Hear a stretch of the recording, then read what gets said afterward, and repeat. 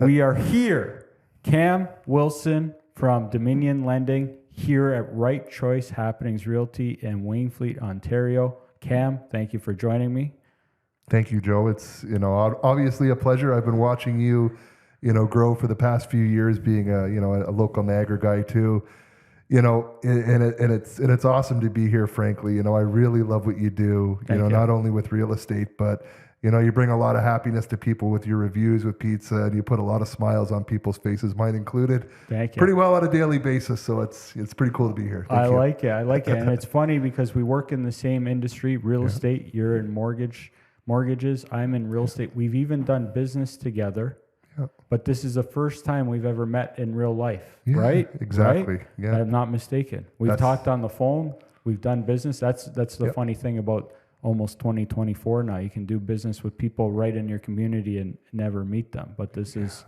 It's changed a lot. Yeah. Like, you talk to older folks in our business, who are leaving the office multiple times a day to drop paperwork off, but everything is so simple now, just phone call. And especially if you're reputable, people trust, in that sense, and they're happy for the most part to, just discuss it over the phone, send an email off with some documents to support their mortgage or whatever, DocuSign for signing. And, they're happy to not have to get up, take that 2 hours out of their day to go to an office, sit in the chair, yada, yada, yada. So, yeah, sometimes, you could do business with people repeatedly and never meet them. So I know, it's different. pretty wild times. How long have you been in the mortgage game now? Since October of 2015, so, pretty well 8 years, I guess, at this point. 8 but years. It went real fast, but... Yeah, no doubt. 8 years. I started 10 years ago, so back 8 years ago, interest rates were not where they are now. Do you remember what they were about when you started? Yeah, fixed rates were mid threes, low threes at that point, and back in 2015. Like, if you look at the history of prime, from about 2010, right after, the issues we had in 2008 with the collapse in the States, prime was pretty well stable, give or take a little bit here and there, but it was pretty stable at 2.7%. That was it. And then in 2017, it spiked and it went from 2.7 to 3.95% right before the pandemic happened. So from, mid 2017 till February 2020, it went from 2.7 to 3.95. Right. And now we're dropped down to 2.45 during the pandemic. And now we're all the way up to 7.2%. 7.2. Yes, sir. Holy. So, yeah, the biggest increase in 40 years, the most aggressive increase. Aggressive. Yes. See, when I started in real estate, talking with some of the seasoned veterans, they told me that, I don't know if it's ever or whatever, but when they were talking about mortgage rates, they're like, it does not move by more than a quarter point each quarter in a direction. And I never really fact checked it much, but it was flatter. But yeah, in the last year and a half, I don't know what the timeline was exactly, but we've seen interest skyrocket up. Correct. And it was not just as you pointed out, and you're right. If you look historically backwards, except for 2008 and 2022, and in 2020, like, when we dropped from 3.95% to 2.45%, that was in a matter of a couple months. Like, that was a very fast drop of 150 basis points, which is, again, very, very, aggressive. Aggressive, and it's not the norm. So usually correct in a normal environment, quarter point increases or decreases on a gradual level. And that's obviously to mitigate the consequences to the general public, because everybody's tied into this one way or another, whether it's your credit card bill or your car loan, or it's the mechanic shop that's fixing your car. Maybe they have a loan with a bank and they've got, a few $100K on a loan for their businesses, right? So it's not just customers, like people like us who are subject to these rates. It's businesses, governments, it's really big, right? So before getting into maybe of the macros of that stuff, right? Some of the micros with people that are looking to get mortgages. Right. I know that affordability has gone down quite a bit. Prices have come down. So, like, I'm going to comment a little bit on people's perception and their feelings of prices of real estate and interest rates and how it goes for me. And I'm kind of curious from your side, because interest has gone up a shit ton. Correct. Like you said, from like 2% up to even below 2 to 7-ish. Right? Yeah, it's literally went up 4 I think it's 4.75% or whatever it's went up, in a very, very short time frame, right? So when that happens, people, whatever they could have bought before, for example, if somebody was pre-approved for 500,000 at 2%, right. now their pre-approval, I don't even know what it would be. And the nice thing for people looking to get into the market when the interest goes up is prices come down, but I'm not sure that's really balanced. I feel like it's probably hurt people overall. Well, it can. So there's a lot more going on in the mortgage world than people really know. And I like it. And the reason for that, I don't know if I like it, but I like that you're going to get into this.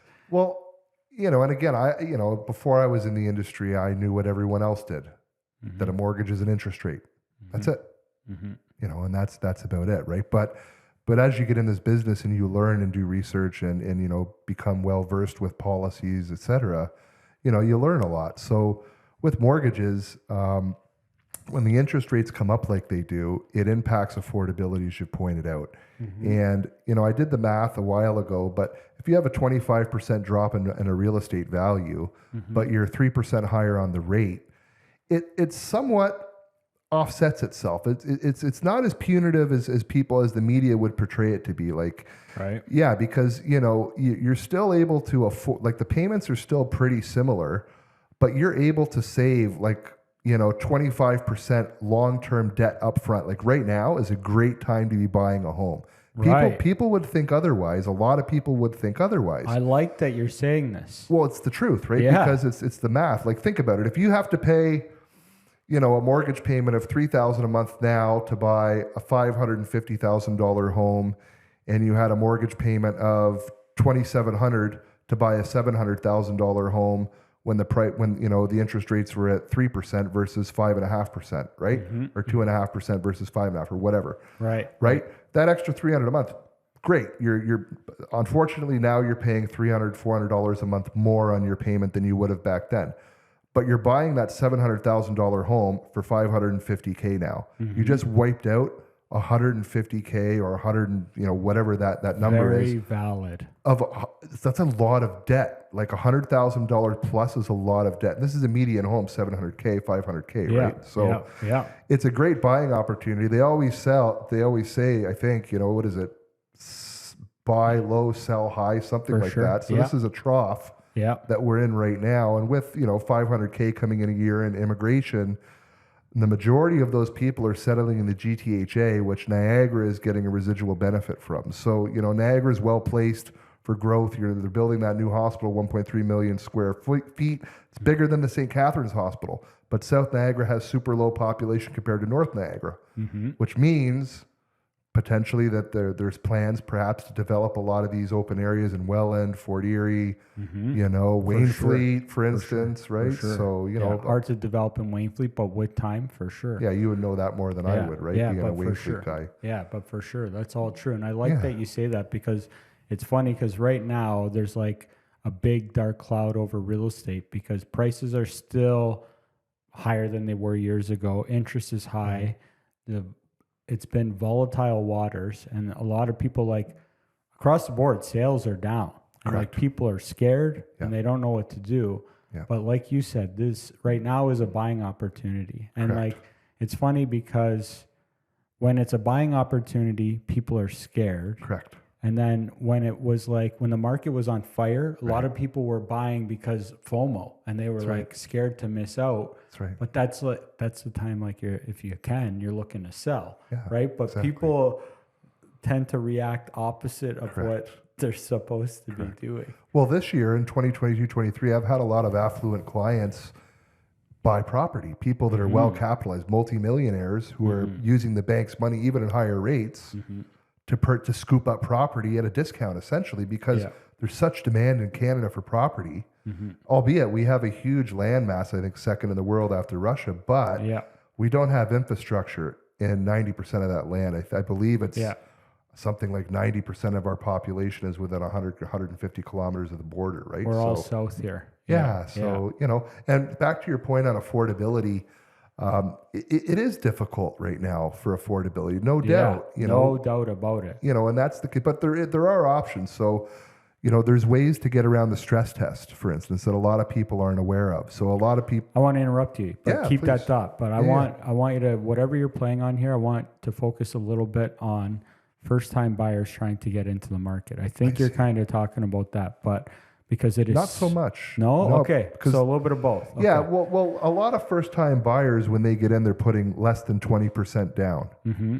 The only way to get around the stress test is if you have more than 20%. Gotcha. It's the only way, because with an insured mortgage, by default, once you have less than 20%, it's automatically an insured mortgage, and you have to qualify at the stress test. Gotcha. Period. Gotcha. There's no loopholes. Gotcha. So, but what? That's interesting. See, I didn't even know that at 20%, you don't have to go through the stress test. So that means your affordability goes up a little bit. Correct. So, Yeah. so I'll segue back into your first-time home buyer, but just to address what you just said. So the stress test is a piece of federal legislation that is implemented by OSFI. OSFI is a regulatory body that regulates big banks, Yeah. mortgage finance companies, and trust companies, which are national lenders in scope. Okay. Now, credit unions are provincially regulated. They're not regulated by OSFI. So OSFI's legislation and rules do not take precedent in the credit union environment. So Interesting. credit unions like Meridian or Duca up in Toronto, First not Ontario. all credit unions offer contract rate qualification. Some credit unions have opted to follow the big banks with the stress tests. And they do not have a contract rate product. Some credit unions, however, have chosen, because they can, to offer the contract rate product. So, for example, let's say you get your 5-year fixed rate now, 30-year amortization, 20% down with a big bank, 6.24% in current market rates, right? You might be able to get a stress test product from a credit union at 6.79. So you pay a little bit of a premium on the rate, but you don't, like with the big bank, you're qualifying at 8.24% on that 6.24 rate. So it bumps up your mortgage payment, considerably due to the stress test, which erodes your affordability. Whereas with the credit union, you're not qualifying at 8.79, you're qualifying at 6.79 still, the contract rate that you're paying in the real world. Generally speaking, going through the stress test or going around the stress test through a provincially regulated lender who offers contract rate, 10 to 15% extra affordability. Interesting. And see, like right now, I find that the stress test is less important than it was when it was introduced. And I hope, I don't know if you're going to agree or disagree. Why do you say that? I say that because when it got brought in, which was how long ago? 5-ish years ago, the stress test? 2016 is when it first started. And then there's two different stress tests. So there's the insured mortgage, less than 20% down. That started 2016. Yeah. And then for conventional mortgages, when you have more than 20% down, that started in 2018, but is specific only to federally regulated. Right. But even with Meridian or a credit union, if you're doing an insured mortgage less than 20% down, you have to go through the stress test. Right. It's only when you have more than 20% is there options. And I say that because I feel like, and I could be wrong, but let me go through it too, that the stress test was implemented to help people prepare, and the banks and everybody, for the interest rates going up. Correct. Because they were low. Correct. And they can't be low forever. Right. And again, I'll go through the thought, and if I'm wrong, let me know. But so they bring it in to start preparing, and they had it for years before the interest rates started going up, so that people could be used to that environment of interest payments and everything. And I can't wait to hear what you say. And then now, to me, it doesn't seem like, and I could be wrong, but it feels like we're near the top of the interest rates going up. I think there's a chance there still might be another 100 basis points, maybe. I don't know. I got no crystal ball. But me neither. But the stress test to me was to help prepare for those interest rates going up. And I think it is still good to have maybe some people feeling a little more room to be used to a higher payment. But once your interest starts coming down, I'm not sure what the point of the stress test is as much as before. And now I know you got some stuff to say, so I like this. We got lots of stuff to say. Thanks So for how- letting me say something, Joe. So my perception on it, how is it versus, let's hear what you guys say on this one. Well, you're somewhat correct, because you said... Okay, I like it somewhat. Yeah, you said people are kind of used to higher interest rate payments because they had to go through the stress test. Yeah. That's not wholly correct. And the reason I say that Good. is I like because, this. okay, the guy that paid 2.5% for their 5-year fix back in 2020, right? Mm-hmm. He was qualifying at 5.25%. So everybody that was, so this is how the stress test works. It's either the Canadian benchmark rate you qualify at or 2% higher than the rate you're paying in the real world. So the guy that got the 2.5% rate plus 2% is 4.5. Mm-hmm. Well, the Canadian benchmark rate during the low interest rates days was 5.25%. Okay. So in that case, you pay the greater of the two. Mm-hmm. That would be benchmark. So everybody who was getting the low rates under essentially 3.25%, Mm-hmm. which were a lot of people, Right. they were qualifying at 5.25. But for the last 3 years, 2 years, 4 years, whatever long they've been paying this low payment for, the actual payment they're paying every month or biweekly payment is based at 2.5%. Right. So they're not actually using 5.25 to make the payment every month. So they're not really adjusted in that sense. So keep that thought, and I know Yeah. you won't lose it. Yeah. So that's just when somebody gets qualified and they're paying the 2.5, but they're pre-qualified at the 5.25. It just means that, for example, if they were pre-qualified at only the 2.5 without the stress test, they would have probably got pre-approved for, let's call it 700,000 versus at the 5.25 where it's going to be, I don't know, let's call it 550. Sure. Right. So so that's like the difference. That's where it happens. The bank's like, we'll give you this much money towards your mortgage versus that higher amount. So I definitely misspoke by saying getting used to that payment versus definitely worded it incorrectly. But yes. But the benefit is, from a technical standpoint, the client is capable of affording it. Correct. So when these, it's expected, what we hear in our industry, you know, about rates and so on and so forth. We expect rates potentially to be starting to be cut, you know, second, third quarter of 2024. So we hear. What we hear and what it is we all know are two separate things, right? You know, so we don't know. But for all intents and purposes, what we expect to see is the rates come down about 2% from where we are. So we're at 7.2 now for prime. It's expected to be settling around 4.95, 5.2. And if you look at the trajectory, if you look at prime, again, 2017, we're at 2.7. February of 2020, we were at 3.95. Then it dropped off, then back up to 7.2. But once it evens out, if you look at that previous trend from 2017 to 2019 and the way it's going, 5.2 kind of makes sense.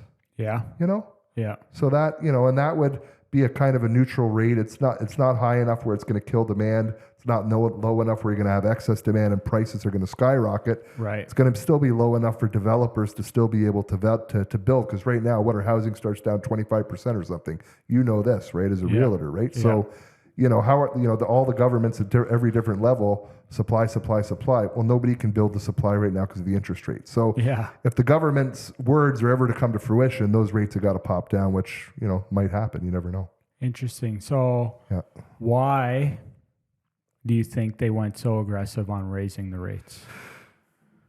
Well, to teach the public a lesson. Yeah. In my opinion, yes. Because right now, money was too cheap. Well, myself included, you know, I think a lot of people got caught up in just living a life that wasn't really their life, right? You know, and I've heard it from a lot of people. You know what? I don't go to Tim Hortons every day now to buy coffee. I didn't get the new iPhone. You know what? I fixed my car. I didn't need the new car. Character. It's building character, right? Instead of I want what I want now and I want everything. Now people are having to cool off a bit and say, you know what? Maybe I got to build a financial plan. Maybe I need to build a budget. Maybe I need to think more where I wasn't before because I didn't have to. Money was so cheap. Yeah, because like in our generation, nothing ever bad's happened. It's just been like, everything goes up and everything's great and it's awesome. Life's great. We haven't right? seen anything too bad. Yeah. I mean, I mean, I wasn't paying attention enough, but I think in around 90 or so, we had a 10% drop in real estate prices. But I don't know what the economy was like back then. We're both the same age. I don't know. Yeah, you were 8 years old. I was 7, right? Yeah, So I was who definitely knows? not paying attention. Yeah. You know what I mean? But that's what they say about the rate increases. Oh, it's been the most aggressive we've seen in 40 years, the mid 80s, right? So I think that's what the purpose is. I think the purpose is to create better character within the public in terms of handling their money so that the society at whole becomes better. Because if all of us little constituent components of society are thinking and behaving differently than maybe we were before, the net benefit to the overall society is positive. Right. I think. I'm probably wrong, but Yeah, you asked my opinion, I've given it to you. I like it. I like it. I mean, that's all. We don't know. We don't know the people pulling the levers on what they're doing up there and what's going on. But I think that's what it is. But it's also going on in the States, right? Because the state. So we follow. Is it true? We follow their interest rate pretty closely. Yeah, like to a large degree, again, I'm mortgage agent, history background, history poli-sci background, right? But, Canada really doesn't have its own foreign policy, right? Like we kind of have to really check in with the States if we want to do anything crazy on the world scene, right? Like that's just how it is. Like they're they're the huge. big player. Yeah, right? So, our fixed rates bond market, Canada's bond market follows the treasury, yield in the States, right? 10-year treasury. So, yeah, like we are very reactive to the United States, whether it's political or economic.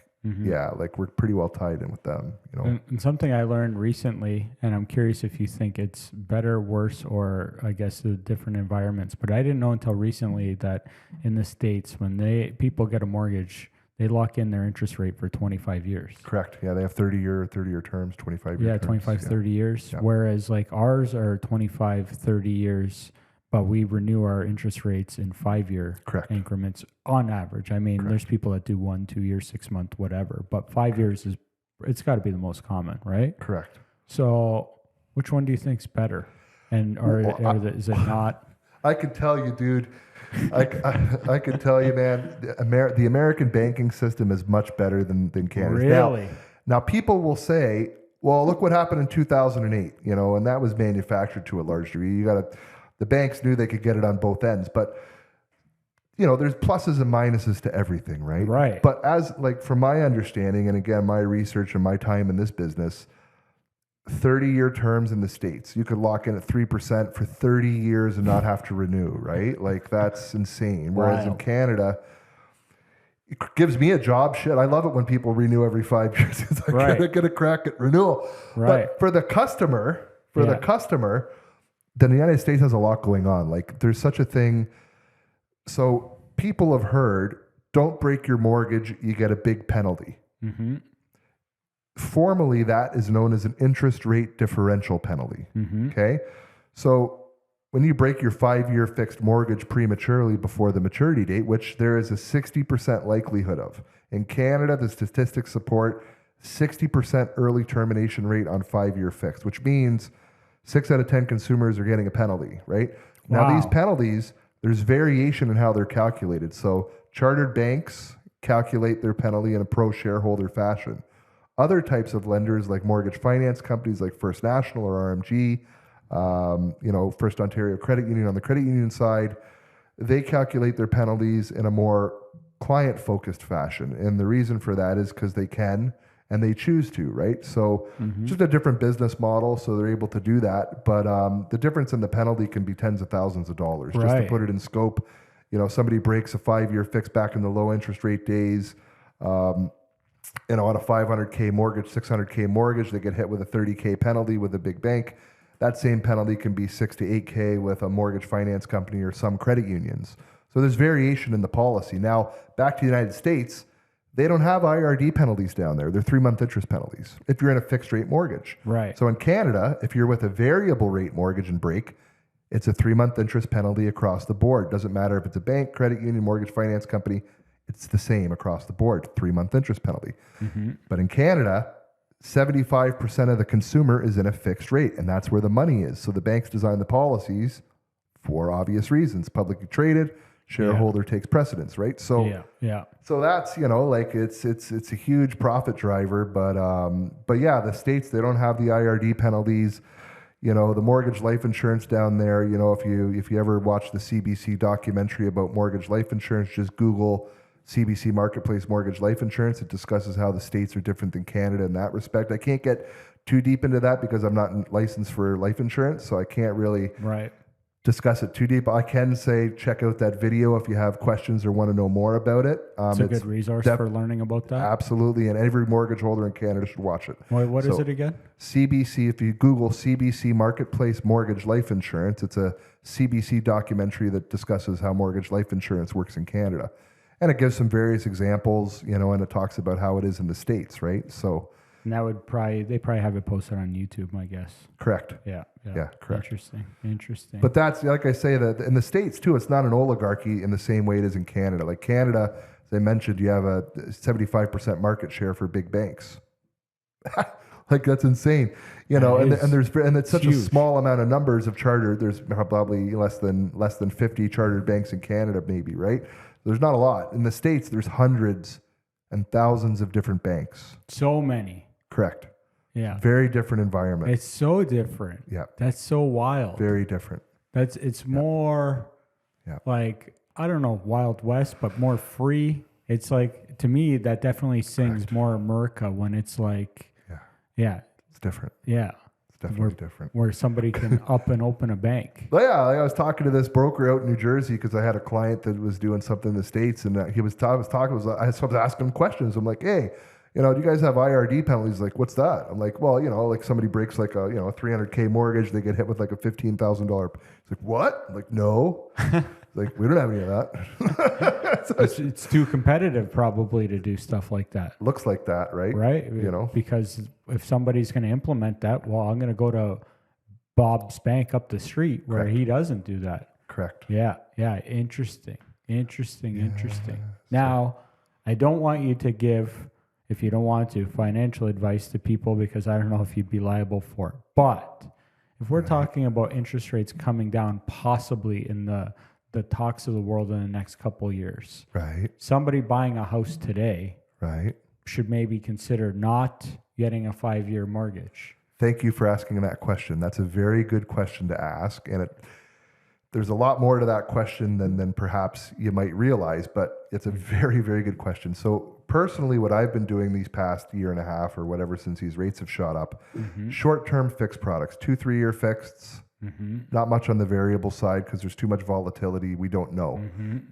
We've never had anything happen before where, the entire world has to play Simon Says for a year and a half and touch their nose and, turn around in a circle and, so come on, there's no historical precedent. So you have to err on the side of caution. So that's what I've been doing. 5-year fixed. So here's the caveat. So let's say a 5-year fixed rate now is 6.04%. And a 3-year fixed is 6.69, and a 2-year fixed is 7.04%, right? Well, if you're not a sophisticated consumer, it would be very easy for a person like me or a banker to say to you, Mr. Customer, look, you can get your payment at $1,900 a month at 604 versus $2,300 a month on the 3-year. Let's do the 5-year, has save you some money. Plus rates are continuing to go up. We got to protect you. Oh, okay, that sounds good. Boom, sign off. That's it. They like the cheap payment. Well, yeah. But the downside is when that market corrects and we see that drop in rates, which is expected to happen, you're going to have a whole shitload of people stuck in that 5-year fixed in the mid-5s, high 6s. Yeah, and they're going to see that rate in the mid-4s, and they're going to go on their mortgage calculator. They're going to say, if I refinance and I get that lower rate, I can save $400 a month right now on my mortgage payment. Oh, I'm going to call my bank, get that done.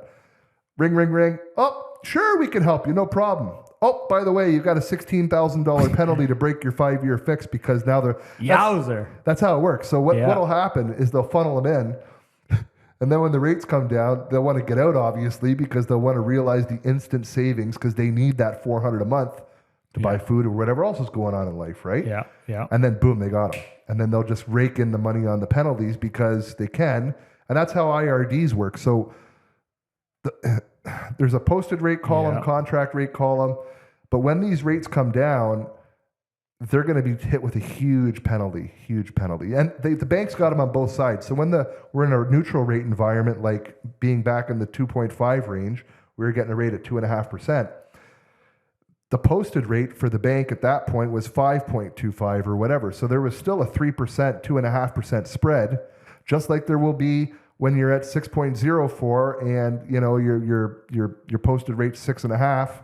And that spread is the spread that the bank's making money on. Correct. So people don't know but when you're going to a big bank and the special offer rate, if you ever go to their website, it's called the special offer rate. It's just called the special offer. That's the title. It's not a special offer. It's a market competitive rate that dozens of other lenders have. Mm-hmm. Okay. Mm-hmm. So when the client sees that posted rate back in the low rate day of 5.25 and then the special offer is 2.69, there's a spread of 2% plus or whatever. Mm-hmm. The client further negotiates the rate down with the bank. Oh, I want a lower rate. The bank knocks off another 20 basis points or whatever. They don't know that they're inadvertently creating a bigger spread on the IRD, the interest rate differential between the two columns, and that they have a 60% likelihood of breaking their mortgage before the maturity. Is it that many people break? 60? Correct. 60%. Yeah, because you could lose your job, you get divorced, you're selling and renting after, you want to break your mortgage to access equity to pay out debt or invest in rental property, or you want to get that lower rate in the environment. Right. There's all these reasons people break, and 5 years is a long time. Yeah, it is. Yeah, real life happens. So everything's great when we're buying our house. You ask 10 mortgage clients, hey, you going to break your mortgage? Every single one of them says no. In the real world, 60% of them are lying to you. Well, not lying. They don't know if it's a lie. Yeah. But the statistics, so the banks make money off actuarial sciences because they can see the lifestyle trends of the general public because they're funding them. Yeah. So at the highest level where the executive, the board of directors are formulating these policies for the consumer to abide by, that they're contractually obligated to because they sign off, they're designing it to capitalize on consumer behavior. Totally. Right? And that's how it is, but back to the stress test and the renewal situation. So it's not as dark as you think because again, everyone that was getting their mortgage at 2.5%, 3%, they were still qualifying at 5.25%. Mm-hmm. So from a technical standpoint, they can take on the rate at 5% or 4.5% when renewal comes up. It's going to be a bit of a sticker shock, but still there is capacity there. Yeah. Right. Yeah. And you can extend your amortization. So I did the math on a client that had a $500,000 mortgage. So if they're renewing at 6% and they have 15 years remaining on their amortization, right? Let's say it's tough. Oh, the payment's too high, whatever. And they extend their amortization out to 30 years, still keeping the 6% rate. Mm-hmm. They save $1,080 per month on their mortgage payment. That's a significant amount of savings, right? By extending it by 5 years. Nope, 15. So if they're renewing and they only have 15 years remaining on their AM, 500K mortgage at 6% renewal rate, and they build out their mortgage to 30 years, still at 6%, they save $1,080 a month on that mortgage payment, which for some people is critical. Yeah. Right. So there are opportunities. Now they're able to have an extra $1,000, but now they're paying their mortgage for another 15 years. Well, it's the lesser of two evils. Yeah, I know, right? Do I need to buy food today, or do I care if my mortgage is a little longer and then I can reamortize later on when the rates come back down? It is the lesser of evils and there's people out there having to do these things. Correct. Yeah. So all I was trying to suggest here. Yeah. Ideally, we don't want to bring it up to 30 years, but if there's payment issues, if you have to. Yeah. Correct. There's still latitude. And again, you can always reamortize. So let's say the rates pop back down. That person who's got 28 years remaining can still shorten that AM after the fact in a lower rate environment, right? Mm-hmm, mm-hmm. So it's kind of like a stopgap measure to and that's what a lot of my job really is. Yeah, you've got your AAA clients who you're getting the best rate for and all that stuff. But there's a lot of what I do is kind of like surgery. It's kind of like to kind of cauterize that cut to mitigate damage now and create a solution to protect the client now. I don't think people realize that in the finance world, how many different variables there are and different things going on and how much problem solving has to go on. Correct. I don't think people realize that. There's no way to tell them, except here right now, man. I know, just a little education, one person at a time, because pretty well. I think that even from other, I think perspectives are like mortgage broker, they're just get me the best rate, I know. right? Yeah. And to do that, they're just looking at a screen and right, it's just It's deeper than that. yeah. There's a whole bunch of things going on. There's a lot of different variables and problem solving going on to make it work. And there's people in all kinds of different situations. Correct. We're all not. It's not all the same. No, far not, from it. Not at all. That's something I realized when I got into real estate too, is I thought I was really shocked at just how many different schedules and lives that people have. Like not everybody's working a 9 to 5. That's right. Not everybody is on shift work. Not everybody, like there's people on all these different things. There's some people working 2 days on, 3 days off. Some people working firefighters like 24 hours. Like there's so many different lives being lived out there. Yeah. And yeah, there's not one solution fits all. And that's, I heard you before we were, you're on the phone with a client, and it's just, but that's how important it is for people like us to be accessible too, right? Mm-hmm. Not to have an ego and say, oh, well, it's 5:01, screw you, because people are busy, right? And how lucky are we, in our business, as a real estate agent or mortgage broker, to have someone call us to begin with. Mm-hmm. When you're competing with hundreds of real estate agents and me with my fellow brokers or RBC or Meridian, come on, yeah. I'm just grateful to have someone to talk to, man, to be honest, right? Exactly. Try and help them through their stuff. Go ahead. No, sorry, buddy. I was going back to the renewals, but I think we hit that enough already. Renewals good. I was just going to comment a little bit on, and you kind of mentioned it, variable interest rates. And historically, is it true that variable historically is a better play? Correct. Historically. Yeah. Right now, no. Right now, in my opinion, it's a very volatile time politically. Yeah. And economically. Yeah. Right. So I personally would err on the side of the caution with a shorter term fixed rate to see what happens, because you just don't know, and you can lose $100 a month or $50 a month on your payment, but can you lose hundreds and hundreds of dollars if for some freak reason these rates were to jump up again? Yeah. Which is highly unlikely given the fact that major corporations and governments are subject to these interest rate environments. Like the government right now is spending how many billions extra every month to service the debt because the interest rate is higher on that debt. And that billions of dollars, instead of going to social programs, roads, schools, etc., is just going to the bank to pay the debt. Who controls the interest rate? Well, the Bank of Canada does in Canada. So, Switzerland. This is an interesting one, eh? Yeah. So, for this one.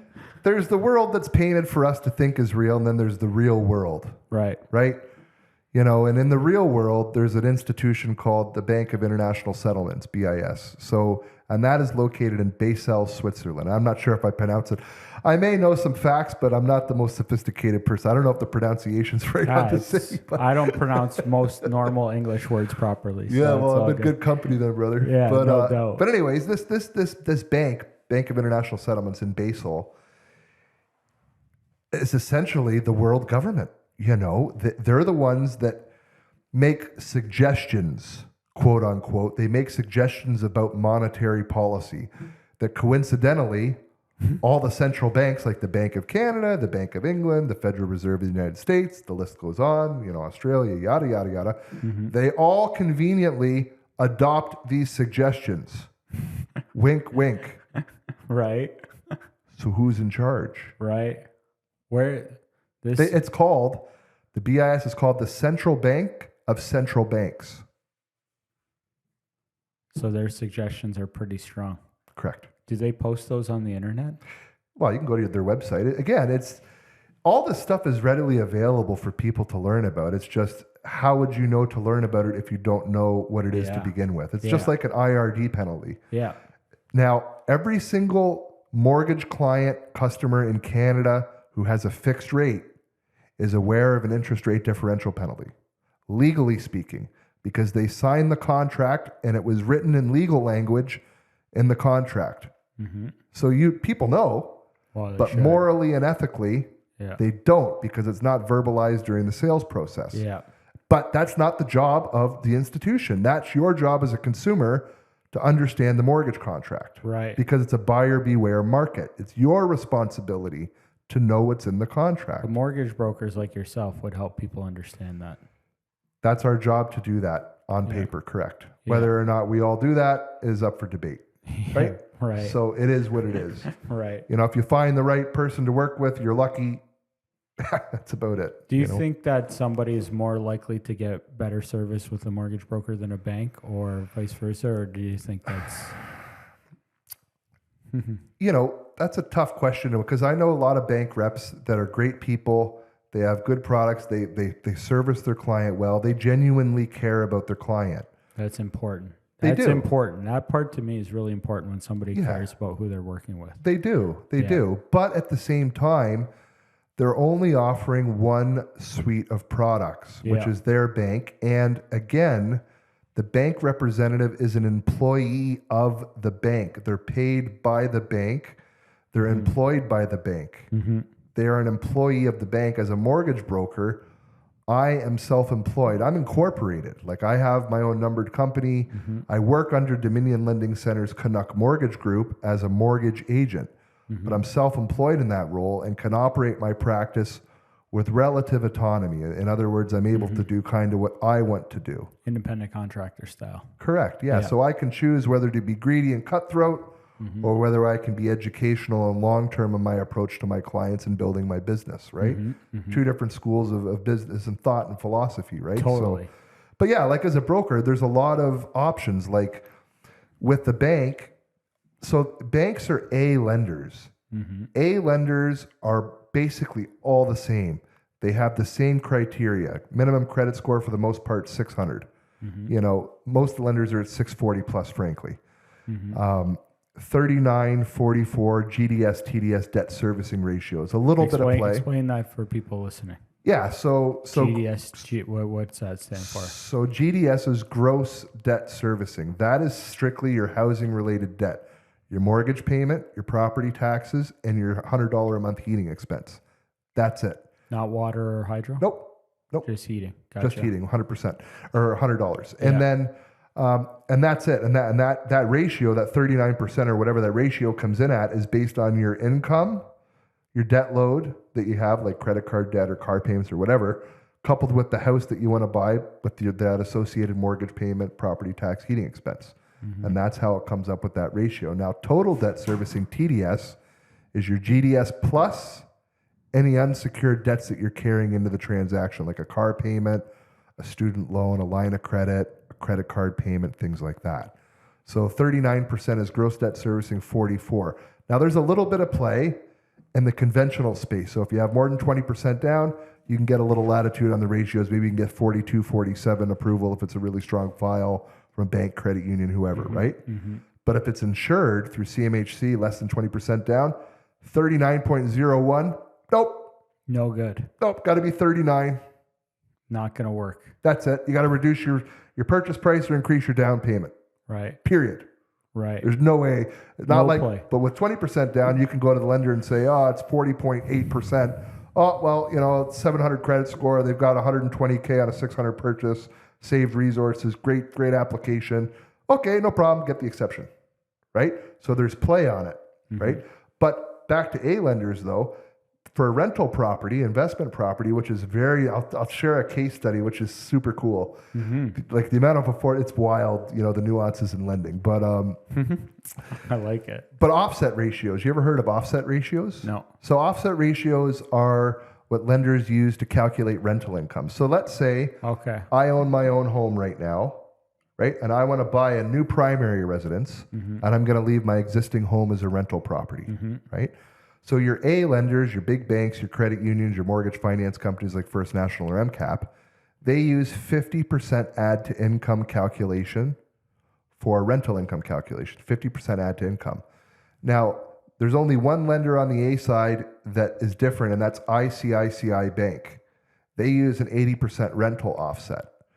So it's two types of calculation, add to income or rental offset. Okay. The difference is staggering. So this, Really? yeah, this, I'll tell you a case study. So this, I did deal for this client in mid 2022. Exact same thing. They had their house. They're going to leave that one as a rental and buy a new primary. Okay. Now, the family income, I believe, was about $105,000 of gross income. So the guy made 65K and the wife made 40,000 or whatever, right? So 105,000, and they were going to leave their old home as a rental, $2,200 a month. Right? They had their mortgage payment. I can't remember the number, whatever it was. Property taxes, heating expense. Not a lot of debt. Like they were pretty good on. They didn't have car payments. Pretty good on that end. Long story short, they wanted to buy a new home. They only had the 5% down. They had like 35 grand to use towards a new property. So using an A lender, we used Meridian because they had the best rate at the time, right? So that's what we went best. That's how I always do it with people.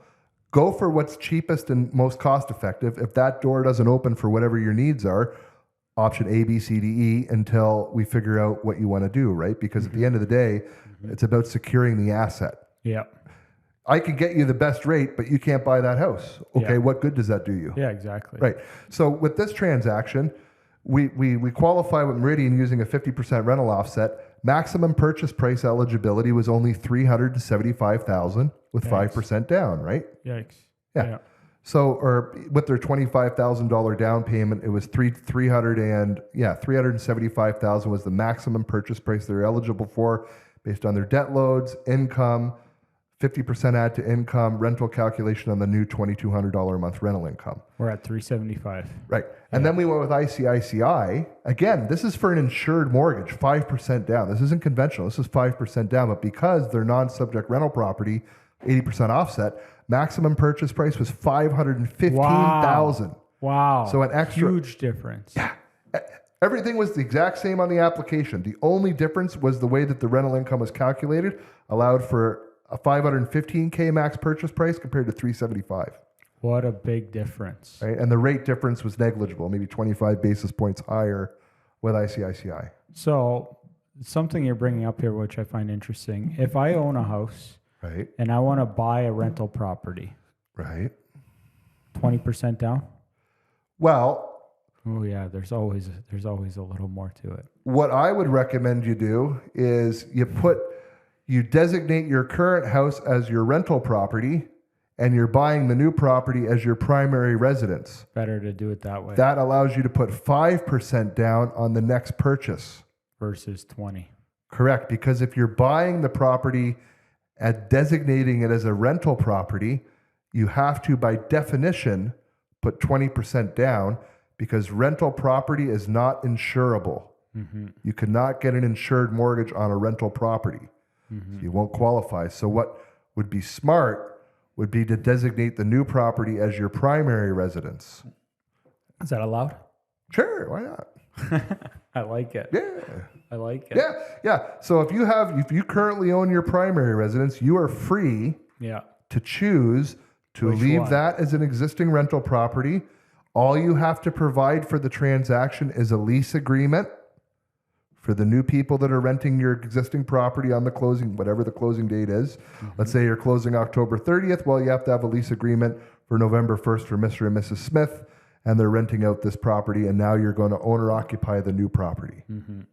That allows you to put as little as 5% down. People think, oh, well, you have to be a first-time home buyer to put 5% down. Wrong. You could have owned 20 homes. You could already have 5 homes in your possession that you are renting out. You have one that you owner occupy. The other 4 are rentals, and you can, go to a new lender, put 5% down, designate your existing primary as now another rental, and then buy the new one with 5% down. You can keep doing that. Well, not exactly. So many lenders, especially big banks, have generally pretty conservative caps on the number of properties that you can own. So in many cases, they cap it out at 5 or 6 properties max. There are some lenders that will allow up to 10 in the A space. So there's a lot of nuance. Why did they do that? I don't know. It's Then they want you to be over on the commercial side or something, right? When in some cases they do that. Commercial rates are higher too. There's more fees, right? So they're penalizing people. Well, I guess it's not penalizing. I guess they're just seeing that you're going to be borrowing more money, so they know you're coming. So you want to keep doing this, you pay more. Well, and the other thing too is the offset or the add to income calculation with most A lenders is very conservative. So that style of calculation does not bode well for medium and lower income people growing and establishing a real estate portfolio. They'll debt service themselves out of being able to buy because of the conservative calculation. When you get into the 80% offset, that's when these properties and rental incomes are self-supporting. You can have low income. I have a client, they don't have a day job. They have 15 plus properties because they're working with B lenders, and the B lenders, the way they look at the rental income, they're self-supporting. So you don't need to have a day job at $150K to be able to buy these homes. You could have like literally zero income, and these rental incomes just self-support, right? Just need a down payment. Correct. But they can, once you have that many assets, you can just tap them. Yeah. And that's how Do you it have works. a good strategy for people to do that? In this market, not so much, but yeah, like when, if the rates come back down, sure. Like, we're probably, I was on a private video podcast back in September of 2020, and the people that were on it were very important people. It's our CEO, Gary Morris in Vancouver of Dominion Lending Centers. Now, this guy oversees $70-80 billion of volume every year through DLC Group, right? Wow. Which is Mortgage Architects, DLC, and Mortgage Centers Canada, right? So, and he's such a good guy, Gary, like he's so humble, like he never is too busy to talk to me. Really? And who the hell am I? Right. I'm just trying to put it in perspective. Like the guy is an amazing human being. Anyways, what's his name again? Gary Morris. Gary Morris. Oh yeah, he's a phenomenal guy. I love him to death. It's the type of CEO I guess everyone wished they could have, but great guy. Nonetheless, he was on he did this private video vlog for all of us DLC agents back in September of 2020. And his guest that he had was John Webster. And John is a good friend of Gary's and just so happens to be the CEO of Scotia Mortgage Authority. Now, John is even bigger than Gary. So John sees the entire broker channel for Scotia. He oversees that, plus every single retail branch in Canada. Wow. And this is the third largest bank in Canada, and that's who he is. Wow. So these guys said back in 2020, what's going to happen in the future is we're going to see a correction. It won't be a crash. So that's kind of what happened last year and into this year. And he said you're going to see more plateaued and moderate growth patterns in real estate. So instead of seeing aggressive, 20, 25, 30% growth annually in real estate values, you're going to see a more responsible growth pattern, 5 to 8 to 10% in that neighborhood. Correct.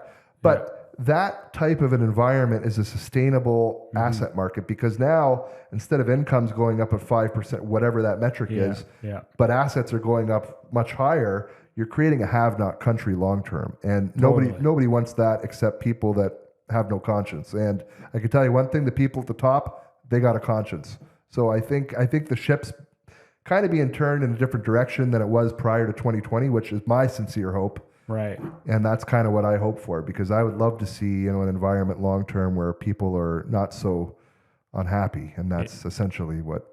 That's interesting. I'm going to look up Gary Morris for sure to love see. Him. Yeah. Eh? Yeah. He's a great guy. Interesting. Great guy. You've talked to him. You talked to him. Oh yeah.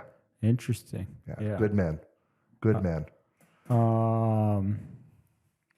I have a couple other things here that I want to bring up, but is there anything you want to talk about specifically? I don't think so. We touched on the offset ratios. We touched on the stress test. We touched on, how the renewals work, how people were qualifying at 5.25. So when these rates come down a couple points, we're probably going to see fixed rates, low to mid fours, in the fours somewhere. Variable, if it sells at 5.2, you'll be able to get a variable rate in the low fours, high threes for insured, probably mid fours for conventional, right? So, and people were qualifying on paper at 5.25. So when those guys coming up for renewal in 2025, 26 are coming in hopefully into that market, into that environment where we're a couple points lower now, they should be able to manage. And if they can't, they'll have the potential to re-amortize out to 30 years because they'll have the equity to mitigate that payment increase. So I think we touched on a lot here. What Pretty about sure. I've heard some people speculating that they think that there's still more of a crash ahead of us because of all the people renewing come springtime that are going to be at a way higher rate than they had 5 years ago, and that there's going to be a whole bunch of people that can't afford it, and maybe that we'll see real estate inventory go up even more. But you're saying like if they just bump out their amortization, they should be able to weather the storm.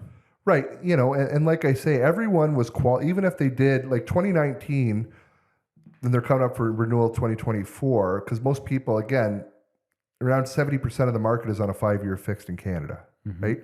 And back in 2019, people were getting 5-year fixed. Not like right now where good advisors are you know, saying get short-term fixed. You know, everyone, like in 2021, 2020, 2019, I was putting everyone in 5-year fixeds. Why not? Well, I wish I did 20. Right. Yeah.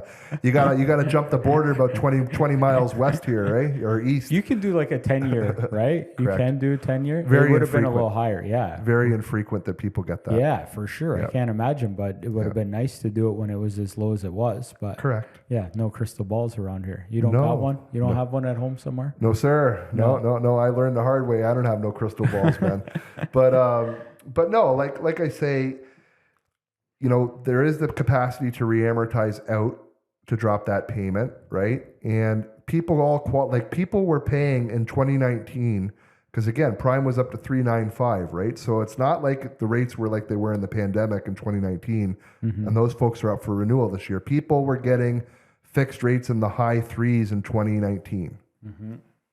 So, you know, if they're renewing, you know, come next year, you know, in the mid fives, it's not too much of a jump. You know, you bought your house 5 years ago, your house is worth a lot more than it is now. Oh, heck yeah. Right? So, you know, you made a lot of money in equity. So, you know, you're at 25 years or 20 years on your amortization, depending if you got a 30-year AM or 25-year AM back then. So for people who got an insured mortgage in 2019, they definitely have the equity to refinance and do a 30-year AM. It should be okay. Correct.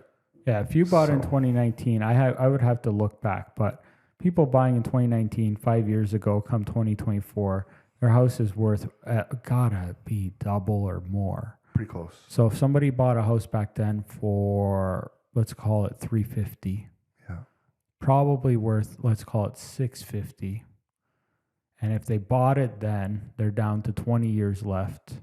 Yeah, and they probably have, you know, 250. Well, They'll have room. yeah, they probably have under 300K on their mortgage, so you know there's only 50% loan to value. So They'll have room to spread it out. Oh yeah, they can definitely do that.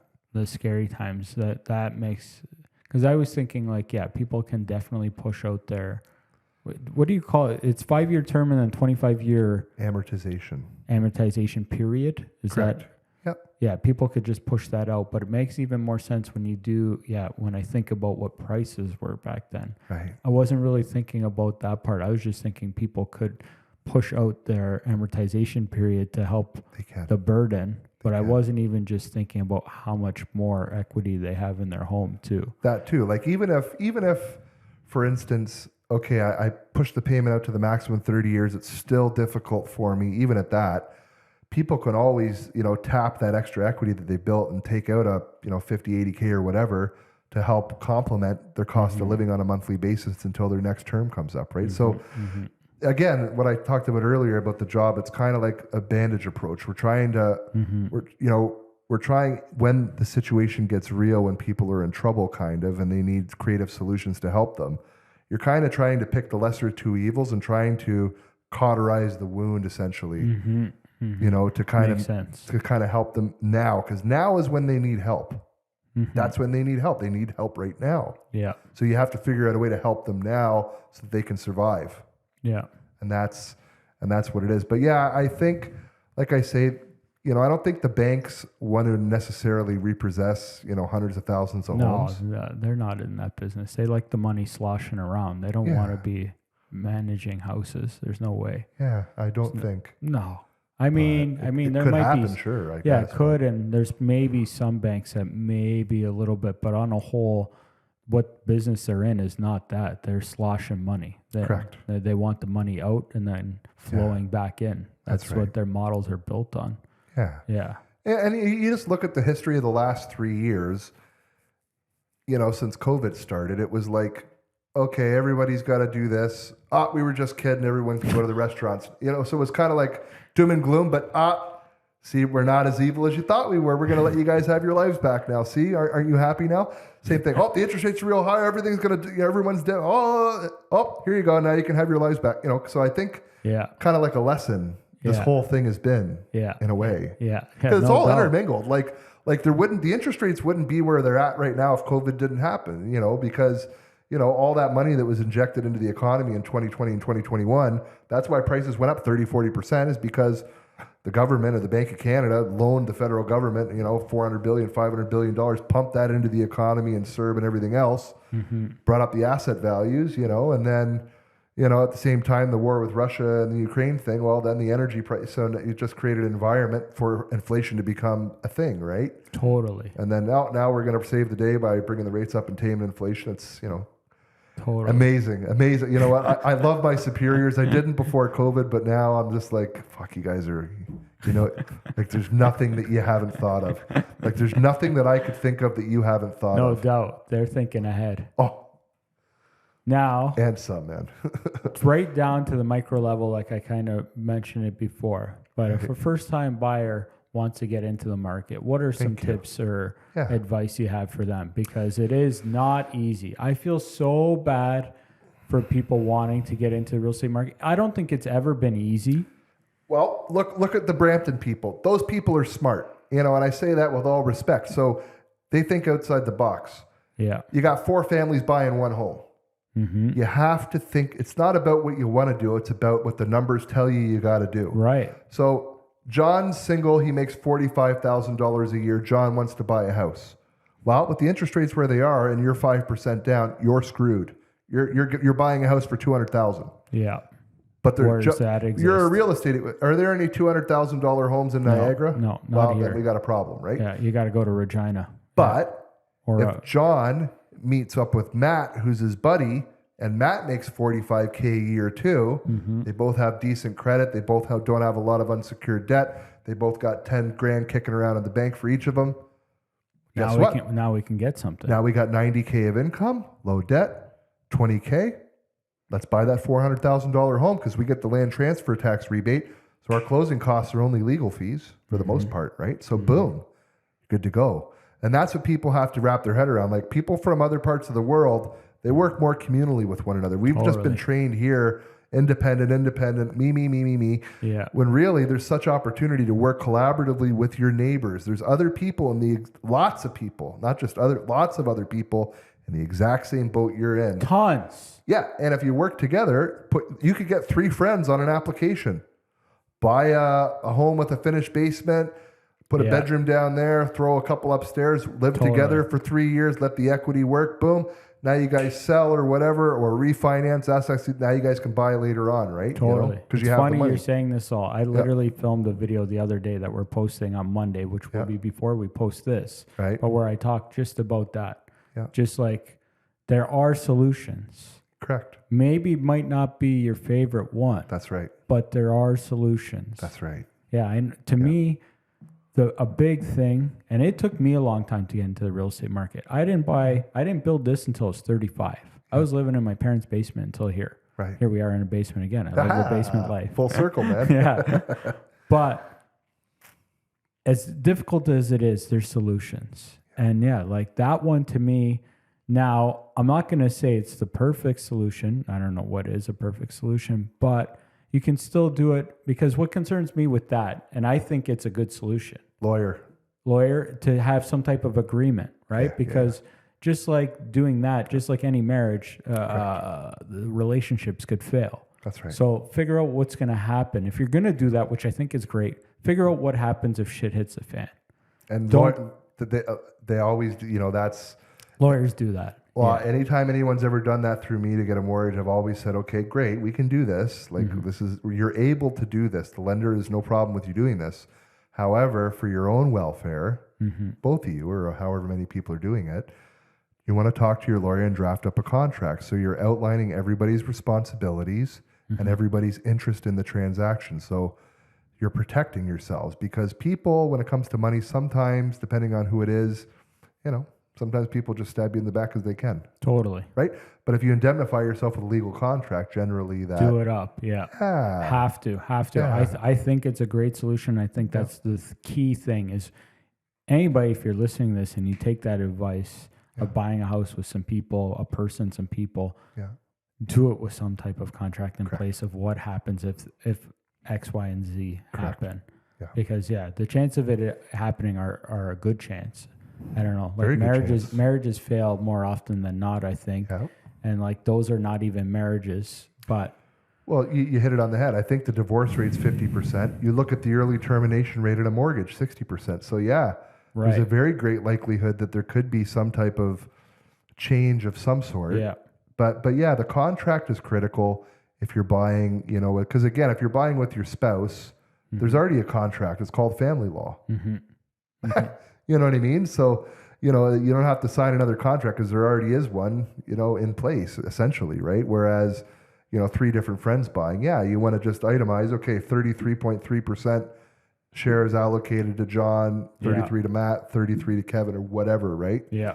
And if somebody wants to get out early, okay, this is what we got to do, yada, yada, I think yada. it's great. I think it's great because what else? Like the other solution to me for first-time buyers, if they really want to own a house, like I think everybody's on a different path, and it breaks my heart when I hear, and I've heard these statements, and I can't say I've like verified it, but millennials saying we'll never own a house. When I hear statements like that, I'm like, come on.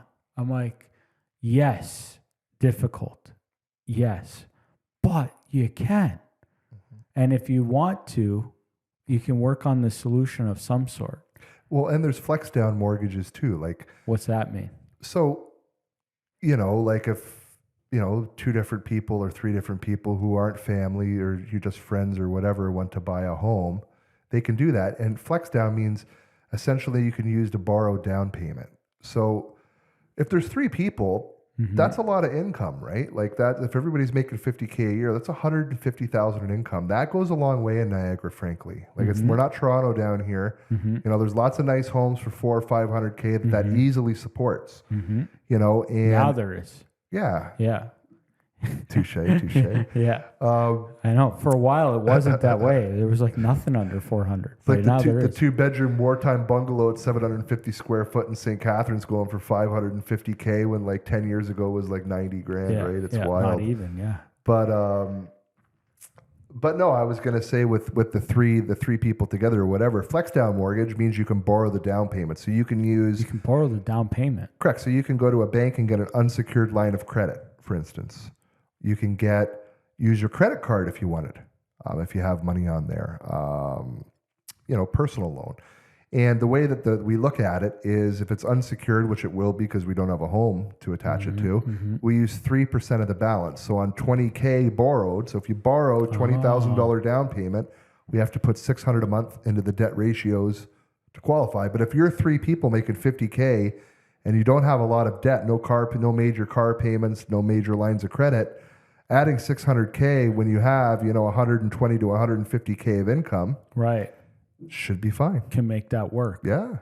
Interesting. Yeah. Borrow the down payment. And then the Niagara region, I haven't checked recently, but Niagara region as well had the first time home buyers grant. And I had a really, really good client that I've been working with since 2018. And he called me out of the blue in 2018, didn't have a down payment, was making like 50 grand a year as a carpenter, had a good credit score. That was it. No money though, right? So I said, okay, sign up for the Niagara region, home buyer grant. Yeah. Boom, signed up. I got him the pre-approval letter so he'd get in the queue to get picked. 4 months later or whatever, I get a call from him, hey, the region got back. I'm eligible. They're going to give me the grant, blah, blah, blah. Amazing. So he buys the house. We refinance back in 2020 because the value went up. This is late 2020, early 2021 when we refinanced. Pulled out equity. Then we bought a new primary residence, left that as a rental. Now this guy has like 600 grand in equity between the 2 properties. Carpenter making $50K a year. Amazing. Boom. Amazing. Yeah. Amazing. Yeah. So there are. It's nice when those things happen. Yeah, it's awesome to Yeah. look back and see that, right? Yeah. Yeah, I enjoy it. we were talking a little bit before, and I remember one of the times we were talking earlier. I want to touch on this a little bit, the stuff you were doing with the hospital and stuff. Right. Because you reached out to me. How long ago was that? What was that about? And is that still going? Oh, so yeah, like when I first got in the business, I kind of segued into this. I was in the car business before. I was selling cars at Auto Value Hyundai and Niagara Falls Nissan. No shit. Just Auto Value Hyundai. And I was thinking to myself, I'm screwed. The customers treat me like shit.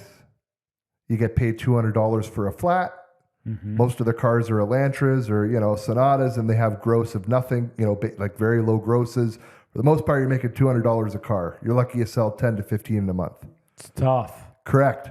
So I'm like, how the hell am I going to get myself out of this situation? So, right. So at that point, I was like, okay, I got to figure something out. So I saw an opportunity in that the owner of Auto Value Hyundai also owned Niagara Falls Nissan. So I'm like, okay, I'm called a car salesman, which means I'm a piece of shit, right? Let's be honest. Same category as a realtor. Yeah. You know how the public thinks, right? Yeah. So now I know I'm a good car salesman and I don't cheat the client and I'm nice to people and I'm respectful and I don't hide, whatever, right? I know I'm good, but they don't. All they know is I'm called a car salesman and that's it. So like, how the hell am I going to get around that? So I just like, okay, I'm going to call them. I just arbitrarily did it. I didn't get permission from management. I just arbitrarily created a new title for myself. I called myself the corporate sales coordinator for Auto Value Hyundai and Niagara Falls Nissan because I, as a car salesman, am allowed to give a $100 referral fee. So if somebody refers me a car sale, I can pay that person $100.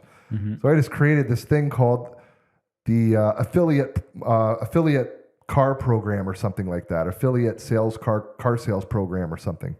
So I called myself the corporate sales coordinator. And I just started calling random local businesses. And I said, hey, we have this affiliate program for your employees where they get a 4%, they get the vehicle at 3% over dealer invoice, which is like a couple $100 discount. They're already negotiating the couple $100 anyways walking through the door. Every car customer, hey, could you throw this, That's how it is. So I'm already giving away that $200 regardless because they're going to negotiate. Yeah. So I'm just doing it up front. Hey, I got this affiliate, car program. Your employees can get 3% over invoice. They save a few $100 every transaction that goes through the program.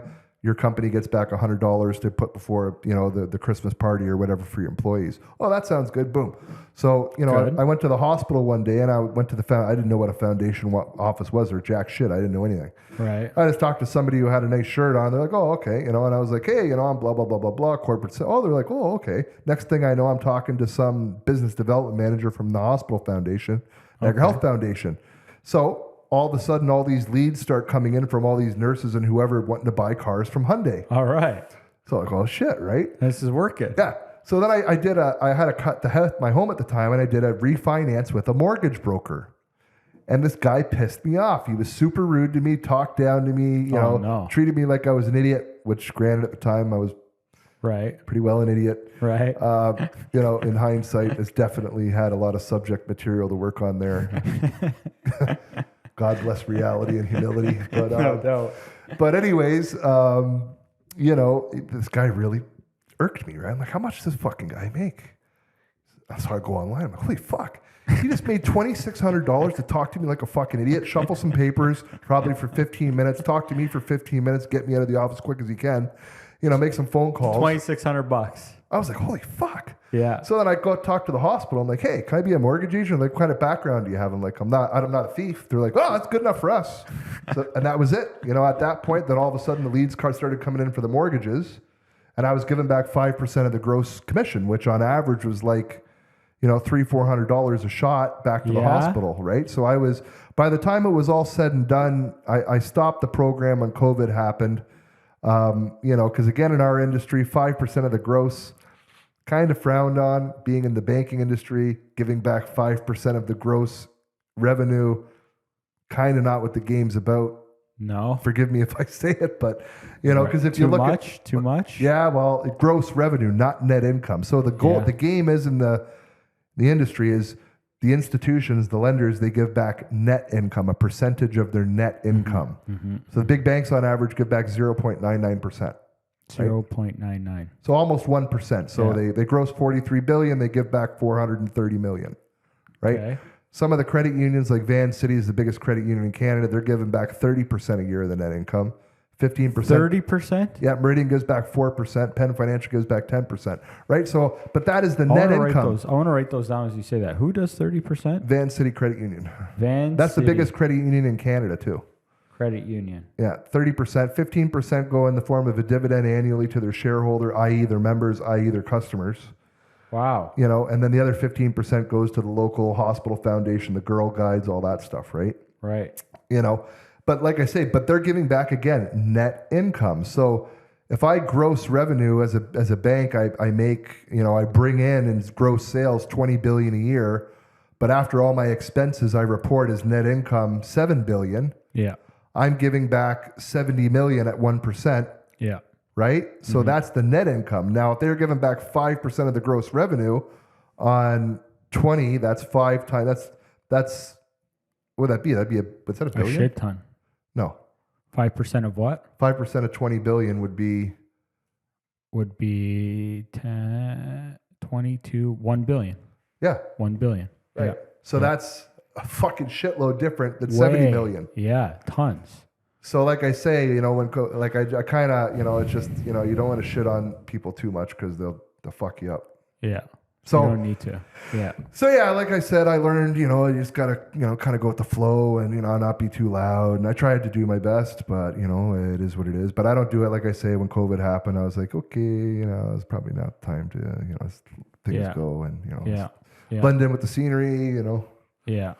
You were essentially. giving back, you personally, that much. Yeah, like I think we're up to 40,000 Wow. by 2020. Again, small in the real world, but for little No, Cam, bro, you know, that's- doing a few dozen deals How a many year. other right? people have given out 40 grand?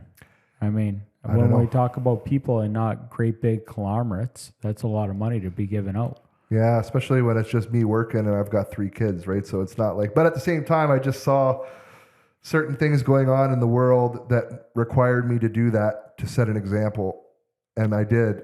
And, you know, during COVID, coincidentally, Dominion Lending Centers, you know, corporate, not the individual brokerages like agent. Like I work for the brokerage of DLC Canuck Mortgage Group, but Dominion Lending Centers is the parent. It's like Remax, and then you have Remax Garden City and Remax Yeah. Niagara, yada, yada, yada, Yeah. right? Yeah. So DLC put on a program during COVID called the First Responder Mortgage Program, right?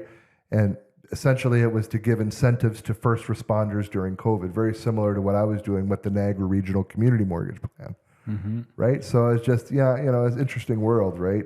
Very interesting, very interesting world. Trust me, we're all on a stage, whether we think we are or not. We're all actors in a performance, whether we think we are or not. No doubt. That's the truth. No doubt. Oh, yeah. We're just one little cog in the whole great big wheel. Oh yeah.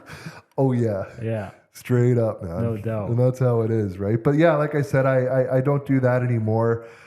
You know, I give back in terms of my clients by providing fiduciary advice. You know, like I say, there's a lot of add-ons you can do in this business, you know, and to try to pad your own bottom line. But again, I'm very lucky to be and fortunate to have the capacity to have choice in the way that I do things. And a lot of jobs you don't awesome. have that, right? Yeah, So totally. I'm grateful for that, for sure. Yeah. You know? I like that. I like that. I don't know Bro, you're doing good how stuff. it is. You're doing good stuff. And the Yeah. deals that we've done, people are really happy with your service. So Yeah. I've always had that feedback, which is excellent. I love how you guys do your business too, Joe. Like I love the fact, you know, you're just rocking your Right Choice T-shirt. You know, it's not stiff suit. You know, and it's just happy. It's open. It's direct. It's honest. It's transparent. I only You know know, how to be good, myself. man. That's it. Genuine. I love it. Yeah. I mean, I always have. yeah, I appreciate it. I'm glad Yeah, we've man. done this too, because Yeah. like you know, my industry is not all about that. And yeah, I find it, Yeah. I have the same approach as you. The people that we work with, and now as broker record, Yeah. like my agents, but still the people we work with, that's the most important thing. Like we got to find the best solution for everybody. That's right. And yeah, for me, a big part of that is to find the best solution. You have to be the best at what you do, because if you're not, it's not like, you know, just because you're a mortgage agent or a realtor doesn't mean you know how to problem solve problems like everybody else. Correct. And if you want to give everybody the best, you got to be your best. And to be your best, you got to get better. Like, well, there's a lot of variation in our space, right? Like I'll just give this one case study, right? And it's pretty interesting to hear because again, you said it earlier. I don't think people really know what goes on behind the scenes, and they don't like. I've heard this so many times from my clients, and they say, "Oh, I always thought the banks and I always thought that everything was all the same," and they're not. They just look the same. Okay, everybody wears the same uniform. They talk the same talk. They have the same office. They have the it looks the same. But there's so much going on, in the fine print, and there's such nuance in policy. So I just basically saved this guy's life, financially, right? And I feel really bad for him. Like he didn't deserve what happened to him, right? It was just you really have to stay on top of your finances as a consumer, and you have to stay on top of your mortgage, and you have to pay attention. Like you can make a mistake and not pay attention, and you can have your house taken from you. Like you can lose everything, right. And this guy, great guy, hardworking guy, GM, works hard, didn't have probably the right attention to his mortgage. So he was with Penn Financial, bought the home, 8 years ago, 5 years ago, whatever it was, 10 years, whatever it was. Renewed with Penn Financial, okay? His renewal comes up in November of 2021 again. So unbeknownst to him, he must have missed the letter or the memo or whatever from Penn. But sometimes lenders will take your property taxes on your behalf and remit it directly to your city, right? So that's how it was. When he first bought his home, Penn Financial was taking the taxes on his behalf. The next renewal came up. For some reason, they must have changed the policy, or he must have opted, or something happened where it wasn't happening anymore. Correct, where they stopped taking the payments. He didn't clue into that. So he's coming up for renewal in 2021 in November. He forgets to sign back the renewal offer to Penn. I guarantee around the same time this is going down, the city called up Penn and say, "Hey, your mortgagor is $15,000 in arrears on taxes." So Penn said, "Fuck him, cut him loose." So anyways, no mortgage payment comes out in December. No mortgage payment comes out in January. Come on. He thinks, "Oh, fuck, lucky me. I don't got to make a mortgage payment." Jackpot. Shouldn't laugh, but... No, but that's what I would be thinking too. That's what he thought. So next thing you know is early February, knock, knock, knock, knock, knock at the door. Well, guess who it is? It's the court guy saying, "Here's your power of sale papers, asshole. Fucking sell the house in 45 days or whatever, or we're taking the house." So, of course, the guy's in a corner, doesn't know what the hell's going on, never been in this situation. He goes online, types in, "What the hell do I do?" Yeah. And this mortgage broker in Toronto pops up. The Toronto guys. Oh, yeah. Yeah. So this guy had a $185,000 mortgage, no arrears, everything was great, made his payments, yada, yada, yada. Just had these tax arrears because of some, miscommunication. So total issue was 185 plus 15, so we're at $200K. That's what we had to deal with, $200,000. So this Toronto broker gets him a new mortgage for $240,000 private, because we're in the power of sale process. Conventional lenders aren't going to take him on. Secondly, his income was low at that time.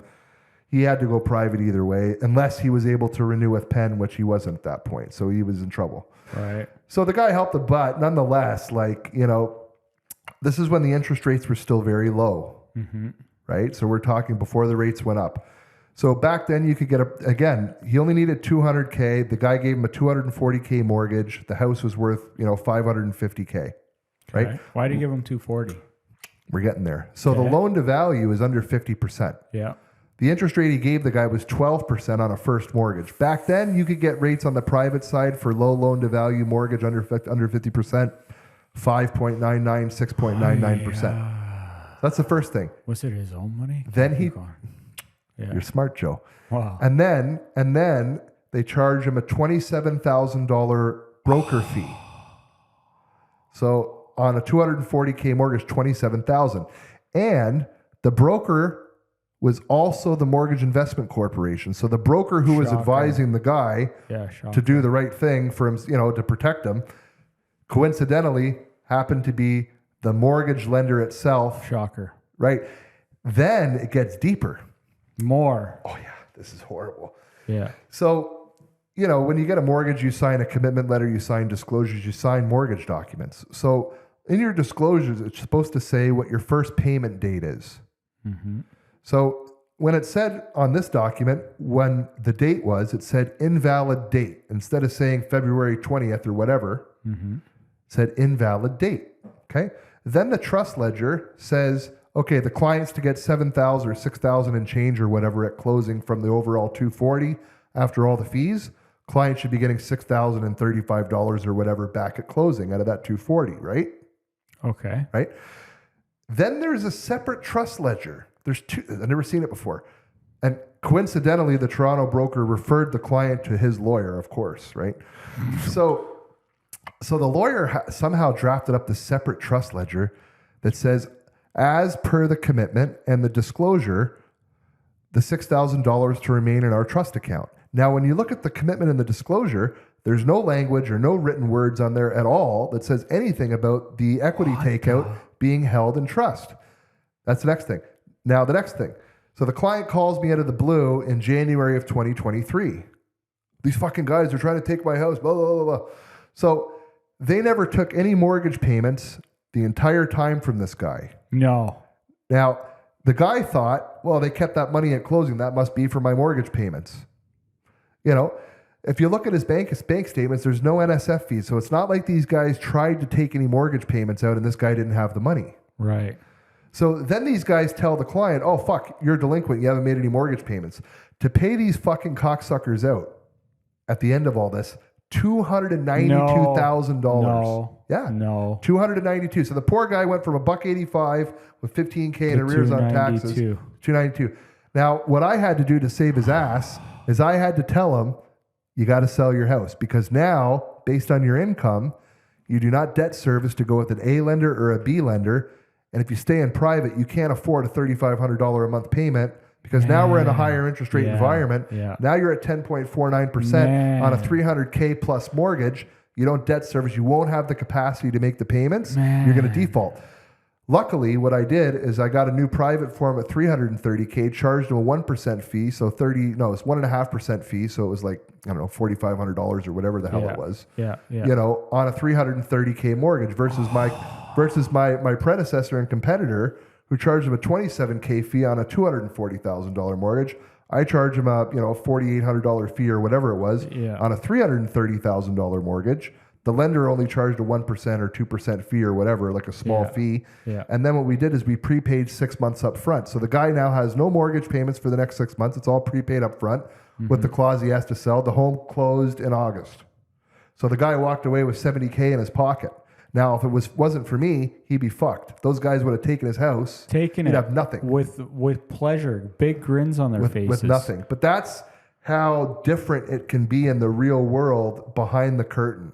Yeah. Like there's so much going on, right? So whether it's private, A, B, you name it, man. There's a lot going on. So that's wild. Yeah.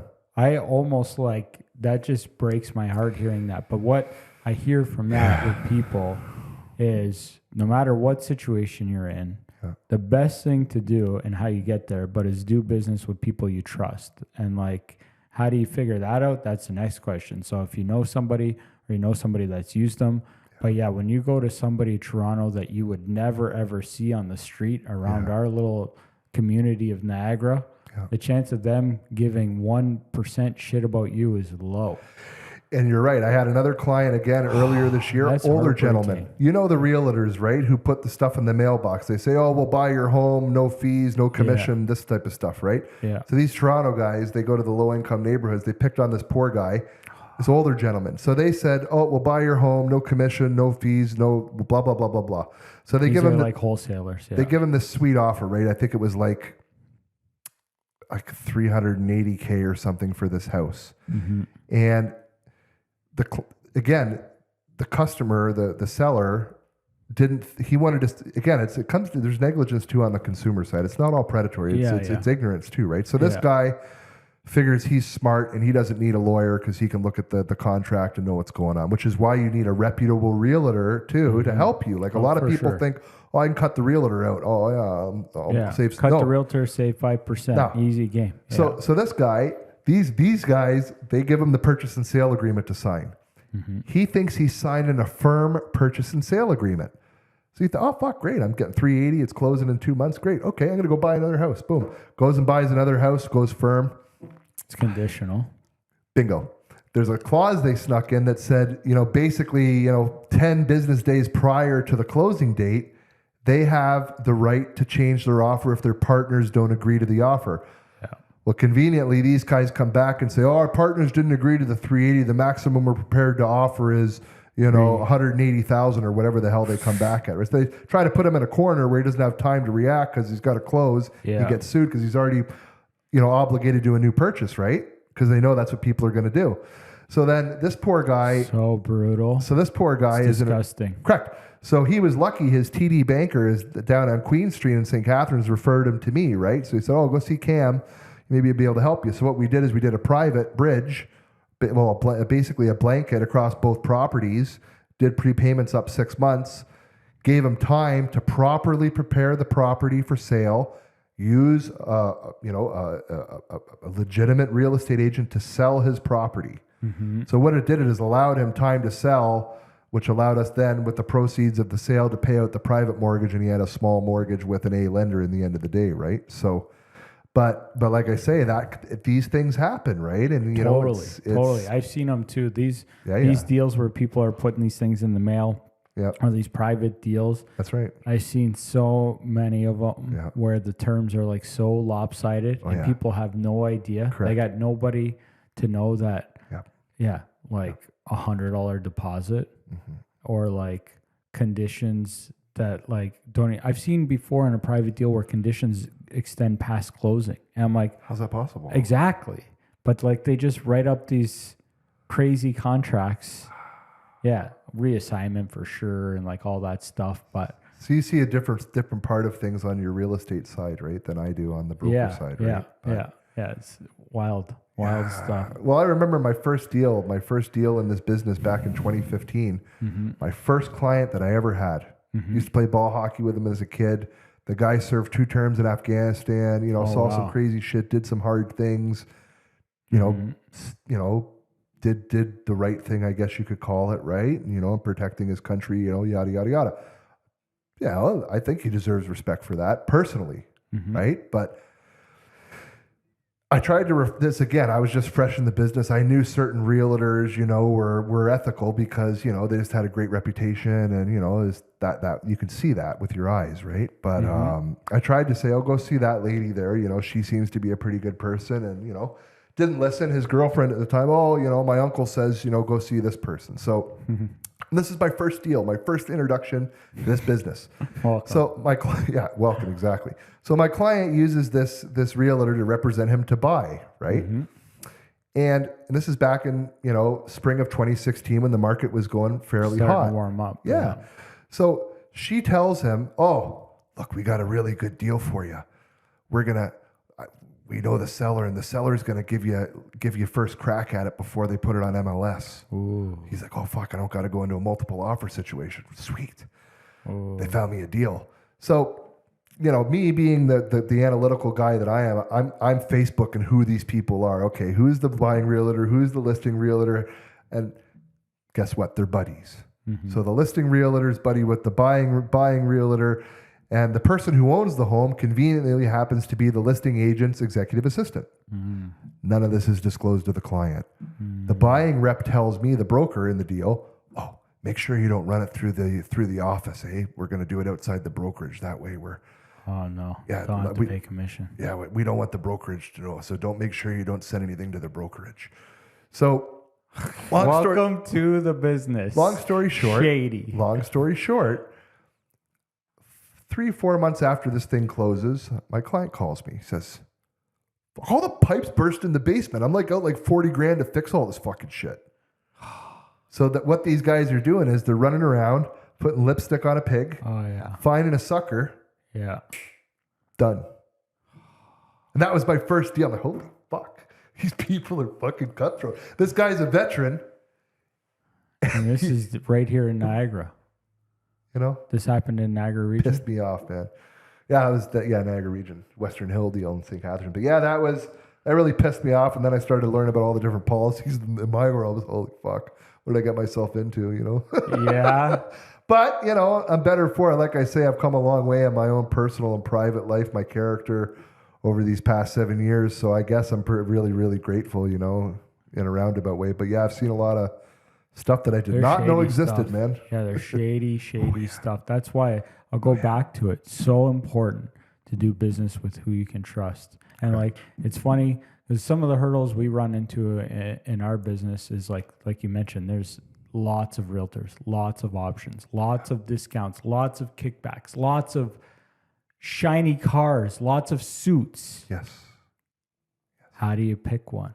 And it's very difficult for people. And to me, like, I know that, like, I own Right Choice, and like I have, like I told you, paramount on taking care of the people we work with. That's right. And I know that when people work with us, that they're going to be taken care of and taken care of properly, because when somebody here doesn't, they get fired, which doesn't happen at brokerages. Yeah, I've had in the time I've been open fired realtors, because if you're not doing what's right for the people, that's not what this company is about. That's right. But people, like, that's so key.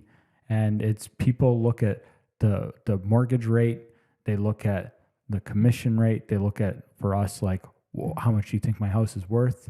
And then they'll go with when people tell them what they want to hear. That's right. But you got to work with people you can trust. And how do you trust somebody? I mean, you got to work that out. I mean, one of the ways that you want to figure out how to trust somebody, how about somebody like myself that puts out a ton of content, so whether you like me or not, you get to know who I am. That's right. Because you don't get to know people when you drive by a billboard of somebody wearing a suit. That's right. And they look like they're prim and proper and they're going to take care of you.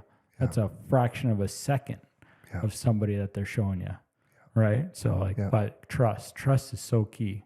Well, that's how I establish my practice, is by educating, right? So it's showing those policies that the last 10 interactions they had with someone like me was never disclosed to them, right? So it's, you know, it's fairly easy for me to establish trust with my client, because especially if they're repeat mortgage people, like people coming in fresh, I'm able to do that because I'm able in that sense too, because I can show them how IRD works. I can show them the news articles to corroborate what I'm showing them, right? So I am able to establish that trust, but it's especially effective with someone that's been to, you know, large institutions prior to me and have got their mortgage for the last 10, 15 years. And then you can show them, hey, check out these policies outside of the interest rate. Like, hey, why didn't the last guy? Oh, I get it. Thanks, Cam. Right? And that's how I got where I am, right? Yeah. You know, and that's it, right? Because like at the end of the day, the banks, they fund it, but it's the customer that picks me. Yeah, totally. So I love the banks, you know, and I don't judge me too much for saying that, guys. Trust me, they do a lot. Like the banks run stuff. We talked about Basel in Switzerland. The banks essentially came onto the scene 300 years ago, guys, back in the mid 1700s. They've been running the show. They've been running domestic and national governments ever since. When they came onto the fray back then, there was 700 million people in the world. Average life expectancy was age 41 internationally. Now you look, there's 8 billion people. The average life expectancy is age 73. I can hardly grow a plant. And these fucking guys have done this. Come on. How can you not love them? I get it that maybe you didn't know that before I said it, but, you know, right. They do a lot for people, even though they may take advantage here and there. They're human. Right. They're not machines. They're not reptiles. They're people. Right. My CEO is people. Yeah. I can't wait to look up Dennis. Gary Morris. Gary Morris. Awesome. I can't wait to look him up. Yeah. He's great, dude. Where does he live? Out west, you said? Yeah, Vancouver. Yeah. Eh? Well, close to it, wherever the hell he lives. But what the hell is it called? Where's the Okanagan Valley? That's where he is. Yeah. That's home. But head office is in Port Coquitlam. Interesting. Like DLC head office. But yeah, I can send you the thing with him and John Webster talking, you know, about. Yeah, I'd like to see that. But like I say, like he is just a really, really good person. Very wise, you know, like I say, fuck, he built Dominion Lending Centers like you've built Right Choice from nothing. He built DLC from nothing. He started it? Yeah, like in 2006 or whatever it was, right? Something like that, like 2003 or I can't remember exactly what it is, but it's like 20 years old or whatever it is. No, it's 15 and 2021. Yeah, so it's like 2006. Yeah. But now it's, it has It's a conglomerate. well, yeah, and he's overseeing, I think in 2021, we did like 75 billion in volume. That's more than any of the big banks, more than any credit union in Canada has done in volume overall, right? And, we're the intermediary between all these lenders. Yeah. But still, like if you look at all the mortgages we've done collectively as agents across, I think there's 8,000 of us across Canada, but collectively, I think we did over 70 billion in 2021, which is more than any individual lender has done on their own, right? So that's a lot. And yeah, and he supervised that, created it, and he, like I say, just such a generous, kind person. Yeah, It's a shocking that it would be somebody at the top of a financial institution with using those words. That's how he is. That's interesting. I can't wait to look him up. Yeah, well, look at the autonomy I've had in my practice. Little Cam was able to do the hospital thing. Little Cam was able to be objective and transparent with his client. Right. I'm allowed to be a good guy.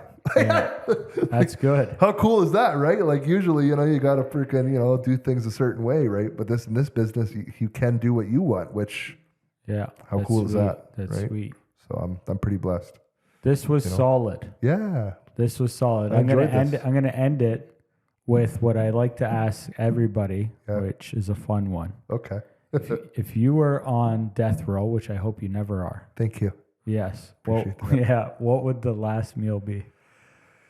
Well, that's a fucking good question. Isn't it fun? It's a fun one.